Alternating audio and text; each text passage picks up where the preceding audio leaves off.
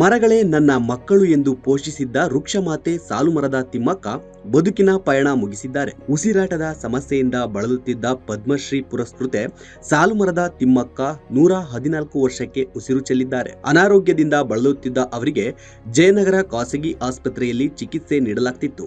ಆದರೆ ಚಿಕಿತ್ಸೆ ಫಲಿಸದೆ ಮಧ್ಯಾಹ್ನ ನಿಧನ ಹೊಂದಿದ್ದಾರೆ.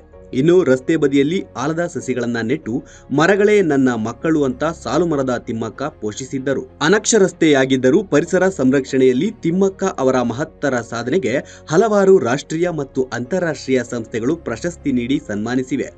ರಾಜ್ಯೋತ್ಸವ ಪ್ರಶಸ್ತಿ, ಆರ್ಟ್ ಆಫ್ ಲಿವಿಂಗ್ ಸಂಸ್ಥೆಯಿಂದ ವಿಶಾಲಾಕ್ಷಿ ಪ್ರಶಸ್ತಿ, 2010ನೇ ಸಾಲಿನ ಪ್ರತಿಷ್ಠಿತ ನಾಡೋಜ ಸೇರಿ 2019ರಲ್ಲಿ ಪದ್ಮಶ್ರೀ ಪ್ರಶಸ್ತಿಗೂ ಪಾತ್ರರಾಗಿದ್ದಾರೆ. 2020ರಲ್ಲಿ ಕರ್ನಾಟಕ ಕೇಂದ್ರೀಯ ವಿವಿ ತಿಮ್ಮಕ್ಕನವರಿಗೆ ಗೌರವ ಡಾಕ್ಟರೇಟ್ ನೀಡಿ ಗೌರವಿಸಿದೆ. ಇನ್ನು ತುಮಕೂರು ಜಿಲ್ಲೆ ಗುಬ್ಬಿ ತಾಲೂಕಿನಲ್ಲಿ 1911ರ ಜೂನ್ 30ರಂದು ಜನಿಸಿದ್ದ ಸಾಲುಮರದ ತಿಮ್ಮಕ್ಕ ಹುಲಿಕಲ್ ಗ್ರಾಮದ ಚಿಕ್ಕಯ್ಯ ಜೊತೆ ವಿವಾಹವಾಗಿದ್ರು.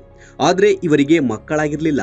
ಹೀಗಾಗಿ ತಮಗೆ ಮಕ್ಕಳಿರದ ದುಃಖವನ್ನ ಮರೆಯಲು ರಸ್ತೆಯ ಬದಿಯಲ್ಲಿ ಆಲದ ಸಸಿಗಳನ್ನ ನೆಟ್ಟು ಅವುಗಳನ್ನೇ ಮಕ್ಕಳಂತೆ ಭಾವಿಸಿ ಬೆಳೆಸಿದ್ದರು. ಸಾಲುಮರದ ತಿಮ್ಮಕ್ಕ ಎಂದೇ ಪ್ರಸಿದ್ಧರಾಗಿದ್ರು. ಇದೀಗ ಸಾಲುಮರದ ತಿಮ್ಮಕ್ಕ ಕಾಲನ ಹಿಂದೆ ಸರಿದು ಗಣ್ಯರು ಕಂಬನಿ ಮಿಡಿದಿದ್ದಾರೆ.